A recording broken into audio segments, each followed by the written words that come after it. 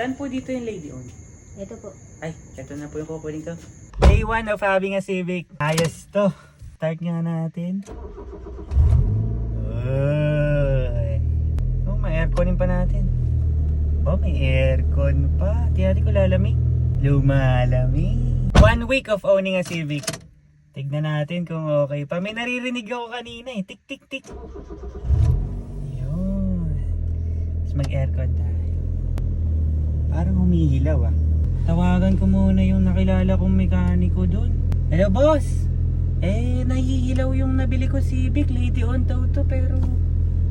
Ala, para electric pan. 1 month of having a Civic. Uy, ayaw na mag-start. Boss, pa-rescue ko.